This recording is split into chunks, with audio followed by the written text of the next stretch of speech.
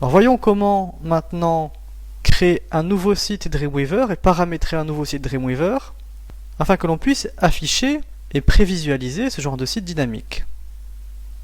Je vais arrêter l'affichage en direct et je vais jeter un œil au réglage du site actuel. Donc j'ai nommé ce site Joomla, mais là c'est une référence interne à Dreamweaver, ça ne nous intéresse pas beaucoup. Et là, je me rends compte que j'ai sélectionné à l'intérieur de mon dossier htdoc le dossier Joomla _ 1.5.20. Il s'agit du CMS que nous avons installé dans une leçon précédente. Je vais faire un tour dans l'onglet Serveur. Et là, eh bien, si je clique sur Éditer, je peux me rendre compte également des réglages. Ici, j'ai choisi de me connecter au moyen de local réseau et non pas FTP ou SFTP ou encore les autres protocoles listés ici.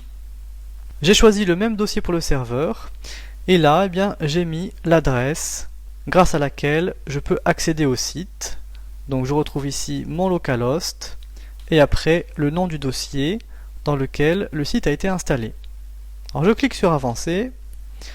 Et là, j'ai sélectionné pour le serveur d'évaluation le modèle de serveur PHP MySQL. Nous allons effectuer ces mêmes réglages à l'aide d'un autre site. On va donc définir un nouveau site. Donc je vais dans Site, je clique sur Nouveau site. Et là, au lieu de sélectionner Joomla, eh bien je vais choisir WordPress, puisque j'ai également, dans une leçon précédente, installé WordPress. Je vérifie, je suis bien dans mon dossier WordPress lui-même à l'intérieur du dossier htdoc du répertoire d'installation XAMPP. Ce dossier me convient, je vais donc sélectionner le dossier WordPress. Allez, je vais appeler ce site WordPress. Et dans les options de serveur, eh bien je vais ajouter un serveur. Alors pareil, cette référence est interne à Dreamweaver. Je vais choisir local réseau. Comme dossier de serveur, je choisis également WordPress, il est présélectionné. Voilà, donc je suis bien dans le dossier WordPress à l'intérieur du dossier htdoc.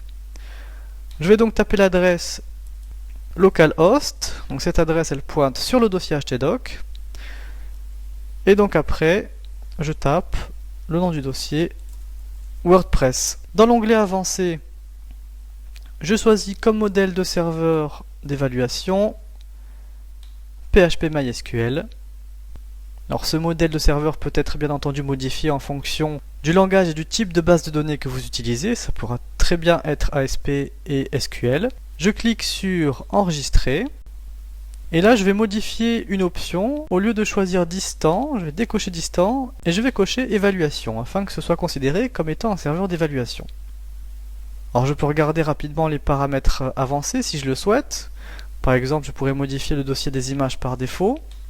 Dans WordPress, il se trouve dans WordPress Content et dans un dossier Upload qui n'existe pas. Et je peux très bien, par exemple, créer ici un dossier image et le sélectionner. Alors on n'est pas du tout obligé de faire ça. Dans l'ensemble, il suffit d'ajouter un serveur et de paramétrer correctement ces deux champs texte pour que le site soit fonctionnel. Je vais cliquer sur Enregistrer afin d'enregistrer ce site. Et là, le cache de Dreamweaver va être actualisé. Et logiquement, dans la fenêtre fichier, eh bien, je vais me retrouver non plus dans le site Joomla, mais dans le site WordPress, avec les fichiers PHP, CSS, JavaScript, etc. de mon site WordPress. Voilà qui est fait, je suis maintenant dans le site WordPress, je vais agrandir cette fenêtre fichier. Et je remarque que le dossier WordPress à l'intérieur du dossier htdoc est le dossier racine de mon site local.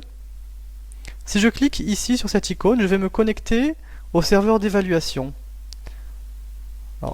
Je clique sur Actualiser et je me rends compte que en réalité ce sont exactement les mêmes dossiers, les mêmes fichiers qui sont listés. Pourquoi? Eh bien tout simplement puisque le site local est également celui du serveur d'évaluation. Alors on pourrait par exemple avoir un site local stocké à un autre endroit et envoyer les fichiers de ce site local vers le serveur d'évaluation, mais ça ne sert pas à grand chose. L'intérêt ici, c'est que je puisse modifier les fichiers de mon site local et avoir la prévisualisation de mes modifications immédiatement dans le navigateur de Dreamweaver. Une fois notre site WordPress ajouté, donc, je peux de la même manière commencer par afficher l'index.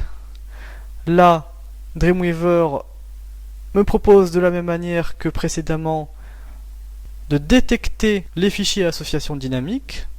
Si je clique sur détecter, bien à nouveau, Dreamweaver va se connecter au serveur. On voit ici une petite barre de progression. Voilà. Une fois que c'est terminé, bien j'ai différentes sources liées à ce fichier d'index PHP qui apparaissent ici. De la même manière, je vais pouvoir les filtrer par type, PHP, JavaScript, CSS, etc. On le rappelle, on peut utiliser le filtre ici, afin par exemple de n'afficher que les fichiers CSS. Une fois cette étape réalisée, Dreamweaver me propose de passer en mode en direct afin de pouvoir prévisualiser le site. Et le voici qui apparaît.